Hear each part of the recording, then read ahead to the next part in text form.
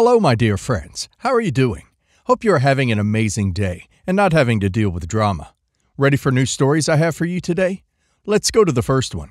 And don't forget to listen to the end of the story, guys, to hear my insights. Enjoy the stories, and don't forget to like and subscribe. And of course, don't forget to leave a comment. To start off, I know my parents love me and are proud of me. Growing up, though, they always gave more to my sister because she is not as capable or as smart as I am. I know that sounds mean, but it's objectively true. Whether that was money, replacing toys or electronics she lost, broke, my parents would provide more to her because she wasn't responsible.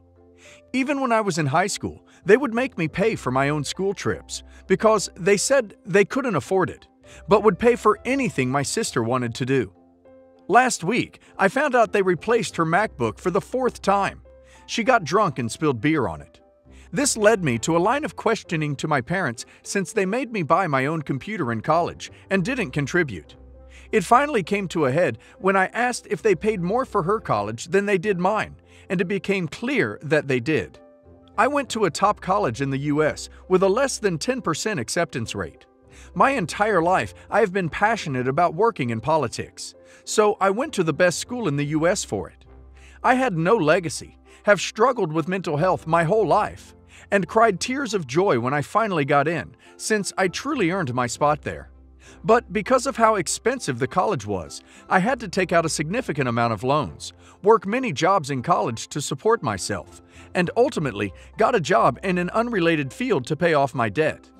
My parents said they would only contribute X dollars for my college because that was all they could afford, and that my sister and I would get the same amount for school. We qualified for some financial aid, but it wasn't enough for me to avoid taking out loans. My sister went to a bottom-tier school. To put it in perspective, it has an 85% acceptance rate, has repeatedly said she doesn't care about college, only wants an easy life, and her dream is to find someone rich to marry. I'm realizing that I essentially subsidized her education and have had to sacrifice my passion in life in order for that to happen. My parents have stopped responding to me when I ask about it. Even though my college was more expensive than hers, they paid more for hers. Not to mention financially supporting her every summer, whereas I got jobs in finance where I worked 80 hours a week to put that money towards my education, despite how little she cares about school.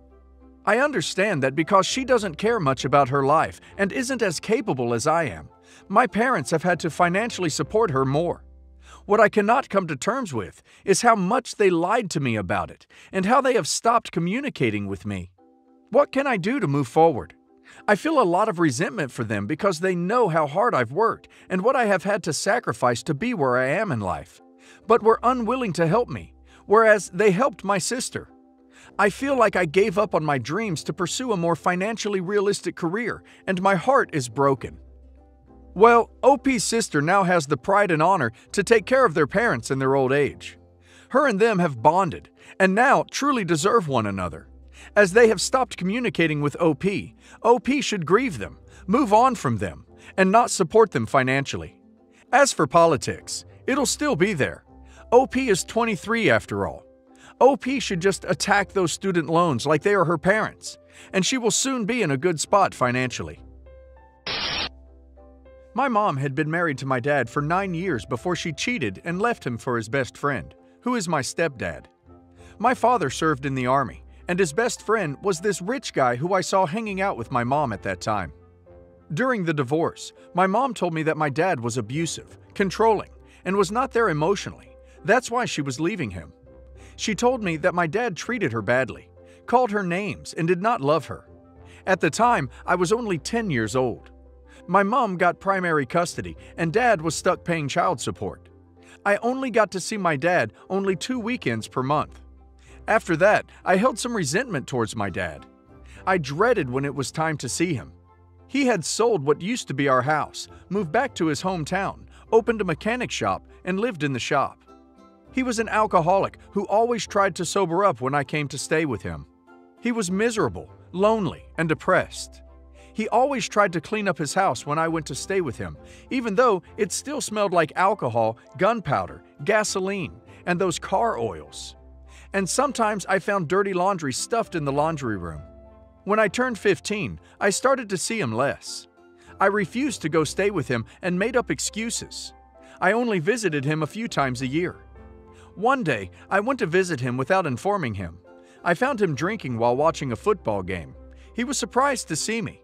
He quickly started getting rid of his beer cans, cleaning his kitchen, asking if I was hungry so that he could order pizza. And I just lashed out at him and told him that's why Mom left him, because he was so miserable and couldn't keep his crap together. I felt guilty afterwards. He loves old classic muscle cars, and when I turned 18, he got me a 1970 Chevrolet Chevelle SS, which he had fixed himself. Later, me and Mom sold it and got a Honda Civic. Anyway, last week I came to visit my mom. I was planning to stay for the weekend. On Saturday night, I overheard my mom and my stepdad talking about what happened 12 years ago, bragging about their affair and not once even regretting how it affected my dad. All they said that they felt sorry for him. I couldn't help but cry. I wanted to confront her, but I couldn't bring myself. I wanted to call her names, insult her, but I didn't have the strength. I was full of mixed emotions, but I felt guilty the most. At this time, I held a resentment towards my dad, thinking he was the bad guy, but he was only the victim of my mom's affair. He never recovered from the affair due to his depression and anxiety issues. And all the time I thought he faked to care about me, he genuinely cared for me.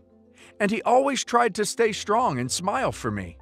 I left the following day and found my dad at his mechanic shop and hugged him. I was crying, and he was puzzled, and I kept saying sorry repeatedly. When he managed to calm me down, I told him everything, and I apologized even more. And when I asked why he didn't fight my mom for my custody, he told me that he knew that his depression and anxiety issues, plus his PTSD, would make him an unfit parent. And he never wanted to ruin the relationship between me and my mom because he knew I loved my mom and his ex-best friend loved me and would take care of me more than he would. He said that it was not my fault and forgave me, and he was happy I found out. I want to make it up to my dad, but I don't know how. Please help. If OP wants justice for her dad, she should go after her mom and confront both of them on how they treated her dad and how they lied to OP. For years, he had no one to stand by him, not even OP, his daughter. This is how OP can make it up to him. Things like this happen to fathers like OP's all the time when their wives divorce them, then turn their children against them. OP's mother and that guy she's married to are nothing short of evil. OP should do right by her dad and give him the voice he never had. Update. As some of you said, there are two sides to every story, and I decided to listen to my dad's side. He admitted to being distant and not affectionate after his last deployment due to his PTSD, but the affair had been going on when he was in deployment. I confronted my mom a few days later after my post, and she was defensive at first. She said that I was not grateful for what she did for me, and that she simply protected me from my father. She called him a few names. I didn't want to argue, and I had already chosen my next words carefully. I told her that my father was a good man, who was broken by the betrayal of the two people he trusted the most. And worse, you turned his own daughter against him. I appreciate and am grateful for everything, but it's time I choose for the parent who put his own daughter's needs first, even if it means making hard sacrifices, and not the one who wanted the daughter to satisfy her own needs. Goodbye, Mom. I will keep in touch. Before I left, tears had been building in her eyes, and she just remained silent. She has tried to reach out to me, but I just ignore her or ask her to stop disturbing me. I don't block her. But my message is loud and clear. My aunt has recently reached out to me and told me that my mom is depressed. Well, her husband can take care of her. As for my dad, most of you suggested I sell the Civic and buy the Chevy Chevelle SS back. I couldn't find the person I sold it to, but I decided to look for an old worn-out muscle car to fix. I have been searching for a while. It was hard, but I had help of a few friends and even some Redditors who reached out to me on chat. Almost 2 weeks ago, I was lucky and found an old wrecked 1970 Dodge Charger. And yeah, I sold the Civic to afford the Charger. My dad was kind of upset, but when I told him the reason, he brightened up. He's been more than happy to show me how to fix it. I bought an apartment an hour away from his mechanic shop. One Redditor suggested I do a makeover at his place. Well, I have been making time, and we have started to renovate and do a makeover. And my friends from college who are studying interior design have decided to help.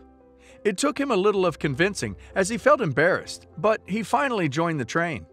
Now, every day after college, I go to visit him, and on weekends I spend my time with him and talk about anything. Mostly, he's interested in my life. He likes soccer and is a big fan of Arsenal.